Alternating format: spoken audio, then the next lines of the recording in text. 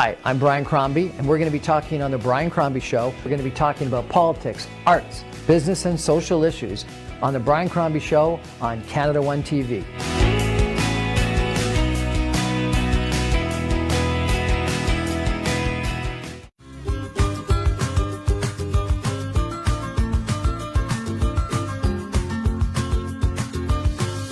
Good evening, everyone, and welcome to the Brian Crombie Show on Canada One TV. Well, we're going to do something a little bit different tonight.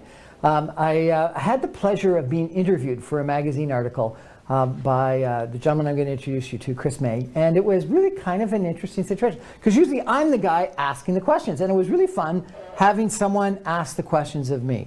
And so what we're going to do tonight is I want to introduce you to Chris, and I'm going to ask him questions for a couple of minutes, and then we're going to turn it around, and he's going to have a chance to ask me some questions. So I want to introduce you to Christopher May, and he is probably one of the most accomplished TV personalities that I've had the privilege of meeting. He's on the Weather Channel every day. He brings us the weather. He's the meteorologist. He is a TV host. He's a master of ceremonies.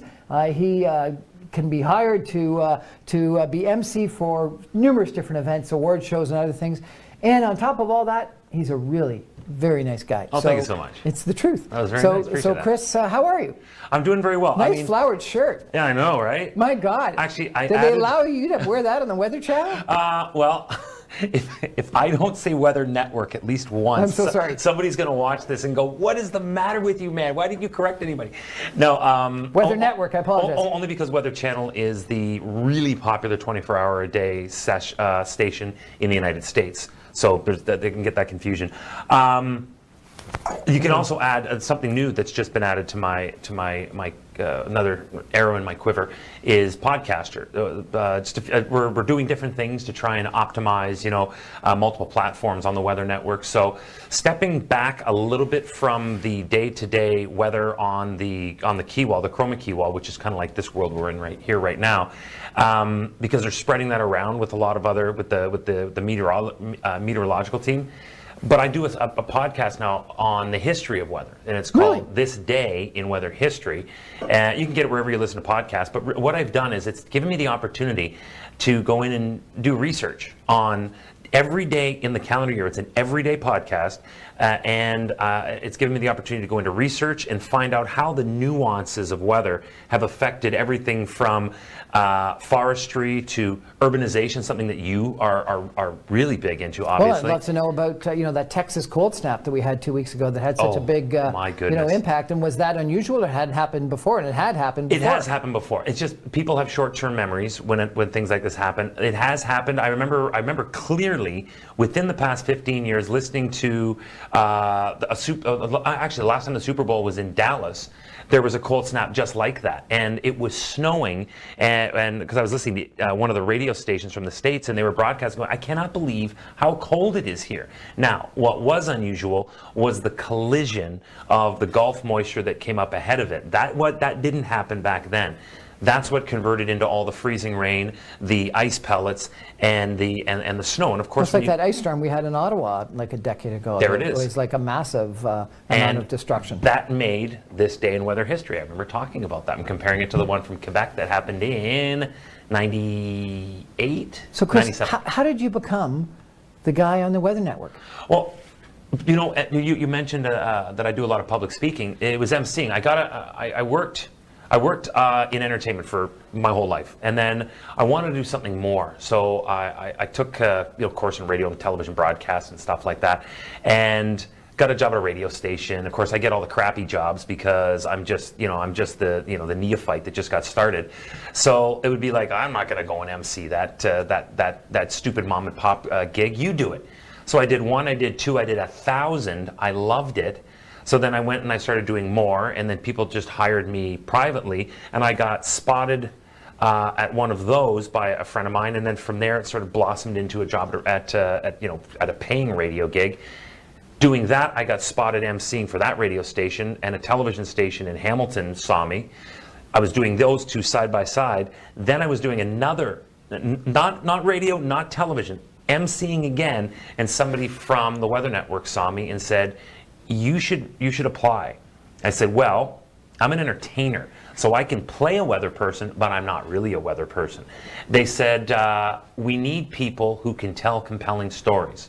What I didn't anticipate was how passionate weather would become in my life. And I went and I studied, I took courses upon courses upon courses, and I was eating it up, like Pac-Man. I want to date myself, but like Pac-Man, I just couldn't get enough. So how many years have you been on the Weather Network?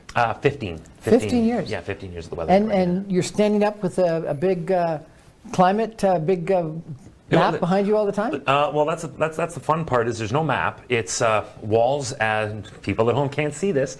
They're big green walls, and there's a technology that superimposes it, but then puts me in front of it. Yep. So, and I know the weather story. There's no teleprompter or anything like that. You know what's going to happen. And then it's all virtual. Talk about virtual reality.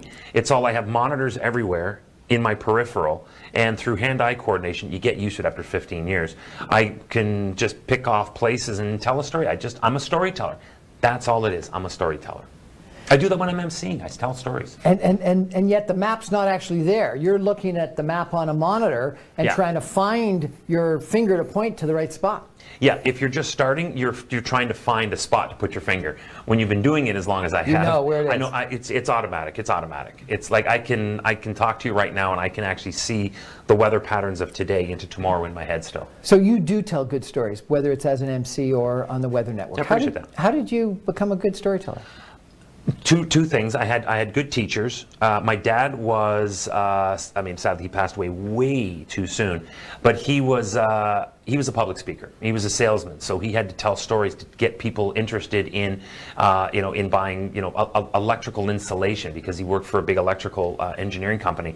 And he would sit, because I was the oldest in the family, he would sit me at the edge of the bed while he would brush his teeth, and he'd have me read the newspaper to him. And he would always say, clear and distinct.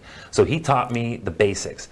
A university. Clear and distinct. Clear and distinct. Yeah, don't slur and don't sound like you got marbles in your mouth. I had some really good teachers when I went back to college. I'd done a lot of acting and stuff through theater and television and some small screen bits and stuff like that. It was just doing a lot of it, just constantly doing it, but taking nothing for granted, listening to the best speakers, and then picking up a little bit of what they did. I absorb a lot. I absorbed lots, and I've watched. I know this is your show, so I'm not saying this just because I'm on your show, but I have watched you speak time and time and time again. Oh my God, what a terrible stuff. I pick stuff up from the way that you hold people. Like when you're talking about urban planning. There's a lot of people that would see urban planning as dry as meteorology, but you make it interesting. So I pick things up from people and I waste nothing. You're also, I think, great at picking people out. You're fantastic at connecting with people, whether they're the people that are on the stage or the people at the audience. How did you find that? That was, again, that just came from time. That came from just doing it more and more and more. And again, taking, I hate the word criticism. Critiquing. Taking constructive critiquing. When people bring to me things that I could do better, but also enforcing, what is good, keep it. Then I get a more constructive critique as to how to shape my performance, and it makes it a lot easier for me to be able to, I guess, really to be, approachable. It helps for me being approachable if the confidence is there.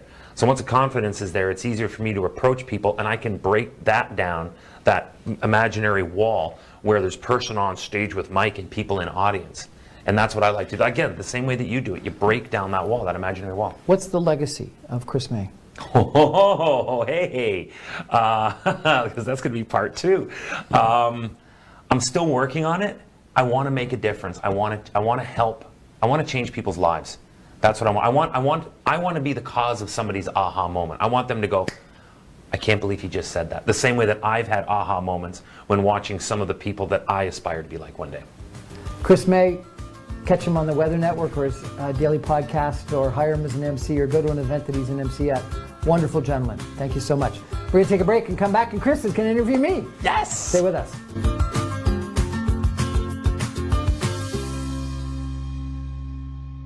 Your kid's life is already in motion, but if distracted or disengaged at school, each day takes her farther away from her goals. At Sylvan, we create a personalized plan for your child with our in-depth assessment. Our certified teachers use a technology-based approach, so your child not only catches up, but gets ahead of the game. And now you can also help your child push the edge. With Sylvan Edge, our exciting hands-on STEM courses bring science, technology, engineering, and math together in exciting new ways. Sylvan Learning Center, आपके बच्चों का कामयाब मुस्तकबिल ही है हमारी पहचान। हमसे रब्ता करें at 905-814-8177, Monday to Friday 12 p.m. to 8 p.m. and Saturday 10 a.m. to 2 p.m.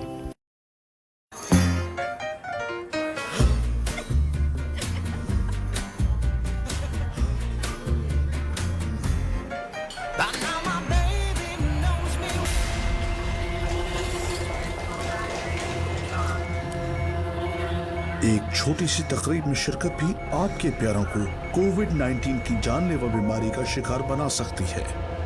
जब तक सबको वैक्सीन नहीं लग जाती, अपने घरों में रहें और जिंदगियां बचाएं। Hakka House, an authentic halal Chinese and Thai cuisine in Milton. मजेदार खानों का मरकज, कम्युनिटी का पसंदीदा हलाल Chinese restaurant, dine in, take out, delivery and catering. Family के साथ आइए, हम आपकी खिदमत के लिए तैयार हैं। 395 Main Street East, Milton.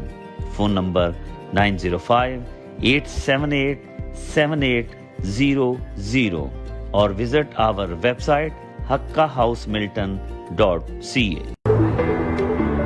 Grand Festival, one of the biggest projects in Ontario's history. Mohammed Ashraf of Century 21 Kingdom Realty is here to offer you a unit in it. We are bringing you first access to the place, and we can assure you you can get a unit here if you come along with us. This project will have 2 towers introduced just now, fully luxury, with the schools, commercial, as well water parks, shopping, subway, everything is at the doorstep. You need to contact me directly or my team. And Century 21 Kingdom Realty is here to offer you an opportunity to own a unit in Grand Festival 1.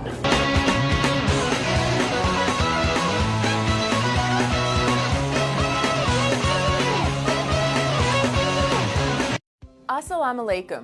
My name is Sarah Singh and I'm your local member of Provincial Parliament in the riding of Brampton Centre. I know that the last year has been difficult for many families because of COVID-19. And I want you to know that my office has been fighting on behalf of the residents in Brampton Centre. If you need anything at all, don't hesitate to give us a call. My number is 905-454-1233. I hope that you've been keeping well and we look forward to hearing from you soon. Buying or selling a residential or commercial property is one of the biggest financial decisions most people will make in their life. The real estate lawyers at Alam Law Chambers will guide you through the complete real estate laws to ensure your transaction completes on time and your dreams come true. Reliable and affordable. Alam Law. Assalamu alaikum. Hello, my name is Kevin Yard, your member of Provincial Parliament for Brampton North. And I know this past year has been hard on everyone due to the COVID-19 pandemic. I want you to know I'm going to fight hard for the residents of Brampton North for any of your concerns down at Queen's Park. And if you have any questions, please feel free to contact my community office at 905-495-8030. Team Farhan mortgage solutions आपकी खिदमत में पेश 15 साल तजर्बे के हामिल, आपकी जरूरियात और मर्जी के एन मुताबिक कारोबारी, रिहायशी, तामीराती और ज़रई मॉर्गेज सर्विसेज। हमारा कम तरीन मॉर्गेज रेट। टीम फरहान को एक दफा खिदमत का जरूर मौका दीजिएगा। And this is my personal promise to you, you will not be disappointed. At Team Farhan, we have a mortgage solution designed for you. मज़ीद मालूमात के लिए 416-569-9294 या फिर विजिट कीजिए हमारी website www.teamfarhan.com. Was your family or business prepared for this financial crisis? Want to learn how I prepare my clients with the essential financial planning pyramid for any financial crisis come their way? Hello, this is Zahid Sayed from Rouge Financial. For your complimentary Zoom or Skype meeting, call my office at 905-624-0008 or visit rougefinancial.com. Meet Kamran Qureshi. Kamran is an expert in providing personalized advices in the field of mortgage services. He can assist in dealing with purchase transactions, all refinance and equity takeouts, financing for primary or investment properties, transfer from other lenders, debt consolidation. Kamran has been providing mortgage services to the community for the last 17 years. Simply get in touch with the expert to arrange a meeting that works for you.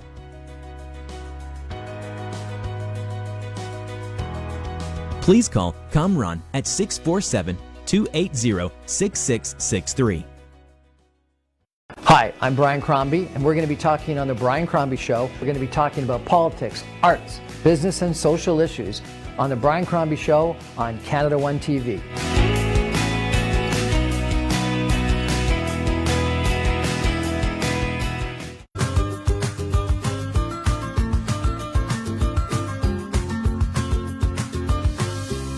Welcome back to the Brian Crombie Show, which is now, for this half, going to be turned into the Chris May Show on Canada One TV, because we've just had my interview of Chris, and now, Chris, it's over to you. You can interview me. All right. Go for it. And this, by the way, is because Chris came to my living room just a month or so ago and interviewed me for a magazine article, and it was really kind of an interesting experience. And so we agreed, we'd give Chris another opportunity to do it on camera. And I thank you again. You were such a you're such a gracious. You were a great author. I enjoyed it. It was fun. Now, one of the things here with the Chris May Show, one of the things that I really wanted to know, because a lot of people who watch this program, a lot of people who maybe read, and you talked about interviews that you've done with other magazines, they see the entrepreneur Brian Crombie, they see the CEO Brian Crombie, they see the Brian Crombie name attached to the Ottawa. I've never Senators. been a CEO, but thank you for that. Okay.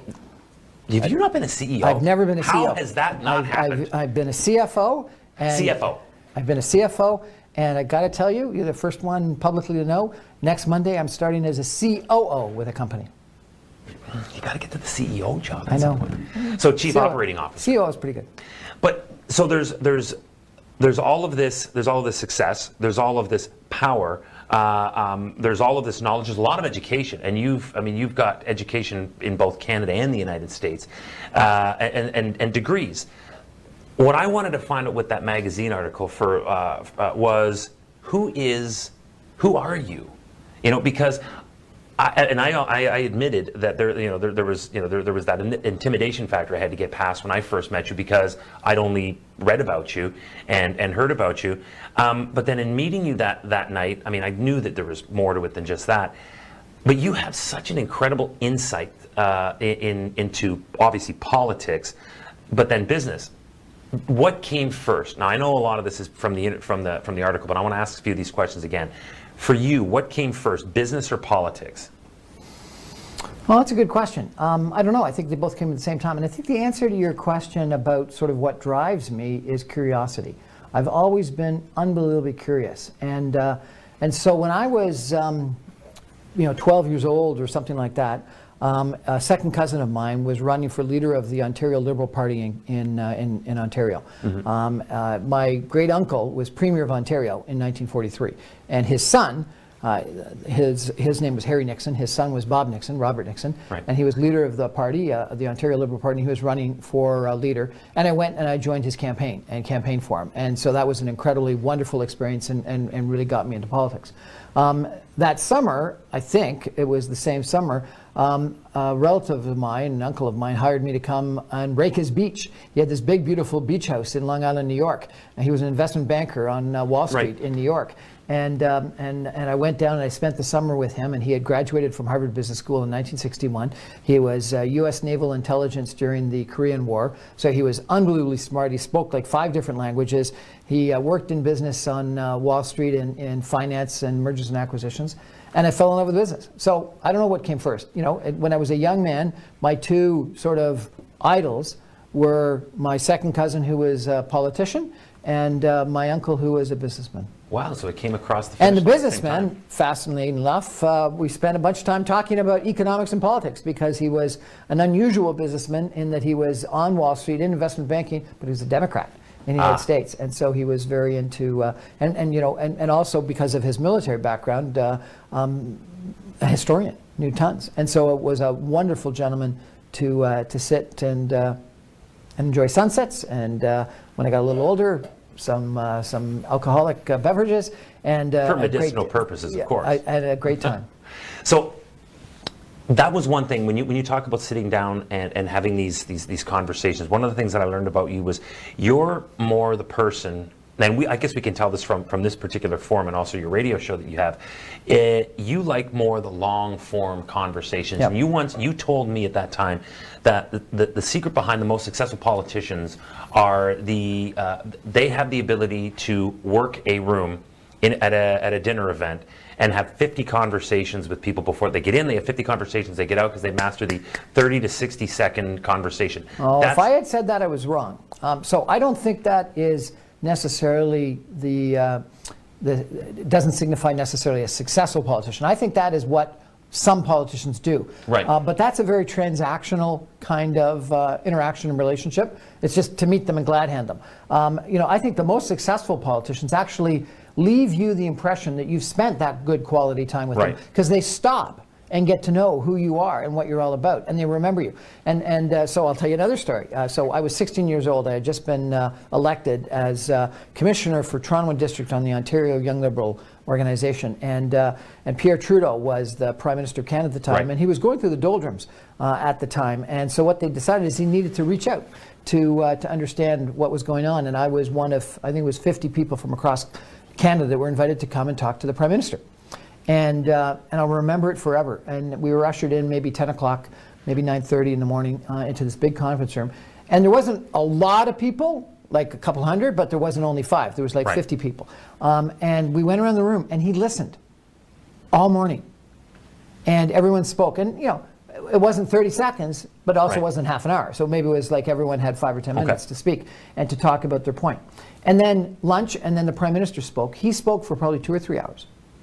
And he referenced back to every single person in the morning.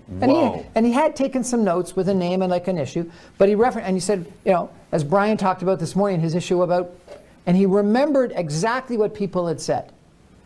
I've had a similar situation. I was with Brian Mulroney at a wedding, and I just happened to end up in a corner in an armchair with him at a wedding, 2008. So he was former Prime Minister. We ended up having a 15-minute conversation about free trade and GST. So I think, and John Turner was renowned for that, where he would reach out and people would think they had really spent. So I think that some politicians, and maybe too many politicians, are the way that you described. Okay. The 30-second, because it's transactional. I just want you to think that I met you. Right. And I shook your hand or I kissed the baby or whatnot. But the really good politicians, they actually spend time with you. They get to know you. They get to know your issue. And then the best example of that was the debate between Bill Clinton and Bush the Senior, where they were discussing what was wrong and how someone was dealing with the deficit.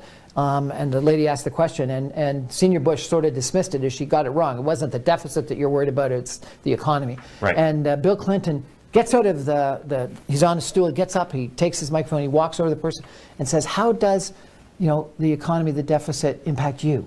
I want to know what your problems are. And then he talks. And so it's empathy, it's understanding, it's getting through to the person. Tell me now, with the time we have left, you have business, you have obviously a passion for politics as well, and you said that they basically came kind of together at the exact same time. But you also have been really, this is how I met you.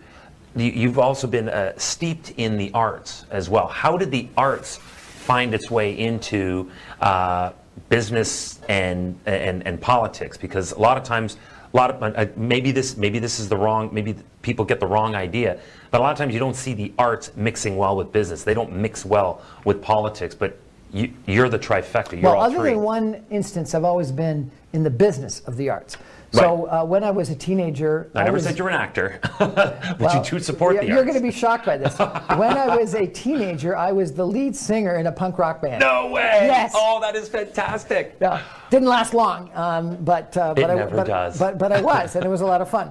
And I think we performed at the grade 7 and grade 8 graduation or something like that, right? So that was kind of fun. That's fun. But I ran pub nights for my school and all the neighbors, and made a lot of money at it in summers, which was entertainment, really. And we bring in bands, we'd bring in DJs, we'd run the business, and I was in the business of that.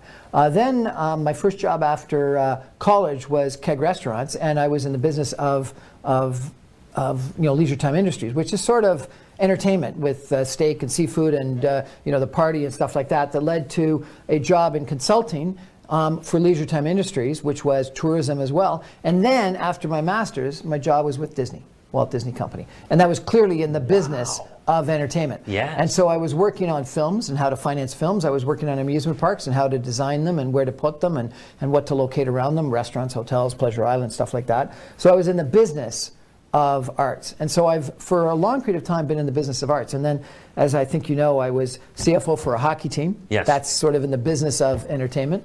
And I similarly was involved in financing 2 other hockey rinks, arenas, one for the Anaheim Mighty Ducks and one for the Montreal Canadiens. And so, again, in the business of entertainment. And so I've always been fascinated by the entertainment business, but particularly the business side of it. Yes. Which is a completely different world. But the thing is that the two of them can't live without each other. And too many artists don't realize that they've got to be an entrepreneur. Yeah, that is absolutely true. Okay, so I got the big wrap up here. You asked me legacy. Your turn. Legacy. I think it's comparable to yours. I want to have an impact on people. And if that impact is just on my kids, that's enough for me. I've got 3 great kids. I hope they turn into fantastic adults, and they already are, but I think they hopefully turn into even more fantastic adults and they have a positive impact. But hopefully it's more than that, and I want to have an impact on my community and some people. And I'd like them at some point in time to be able to say, yeah, Brian helped me out. Bonus question on top of that, how much can you hardly wait for us to get back to public functions where we can do these events, where I can get back to emceeing, you can get back to delivering keynote addresses? Well, I got to tell you, I believe that this pandemic is going to turn into pandemonium. I think it's going to be just like the 1920s. So remember the Spanish flu, 1918, 1919. Yeah. 50 million people passed away, and people were quarantined for a lot longer, right. With a lot less information, and no vaccine, and it was terrible. But once herd immunity was found, we got the Roaring 20s. We got Great Gatsby, we got Speakeasies, we got Flapper Girls. We had the best stock market for 9 years that we've ever had in history. People went crazy. I think that's what's going to happen. I think we're going to have, I think people are going to come out of their shells in their suburban homes, and they're going to go nuts. They're going to want to put on gowns and suits and black ties, go to parties. They're going to want to travel. They're going to want to go to hotels. They're going to spend money. And we are going to have a economic rebound like you've never seen before. And you're going to be so busy, Chris. I hope and pray that, you know what, I never drew the correlation between the end of the Spanish flu with the Roaring 20s.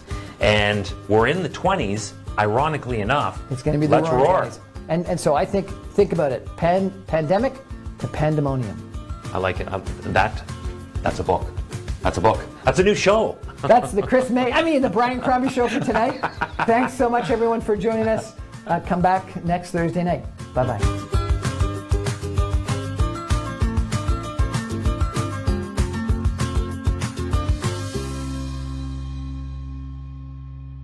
Are you looking for a different type of realtor?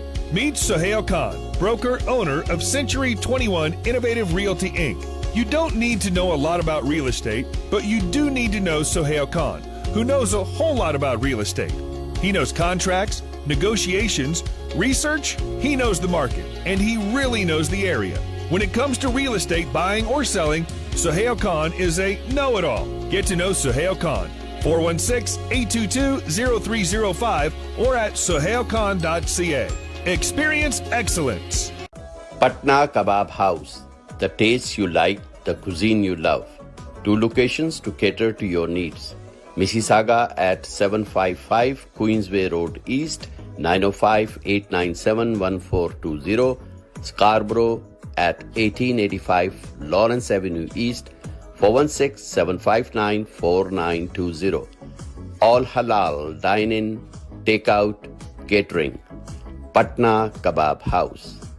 घर खरीदने का इरादा हो तो सबसे बड़ा मसला mortgage की अप्रूवल, मगर अब ये मसला नहीं रहा क्योंकि हमारे साथ हैं mortgage advisor Moin Ahmed. Mortgage approval सिर्फ एक कॉल के फासले पर। कॉल कीजिए 416-666-1563 और $3,000 कैश हासिल करें।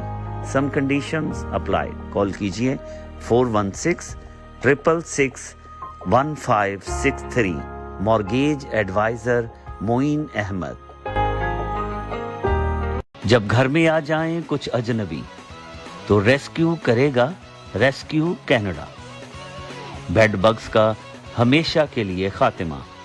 The solution is 1 call away 289-489-0678. KK Travels believe in providing everyone with first-class customer service. We take care of not only your air ticket, but dignity and respect as well.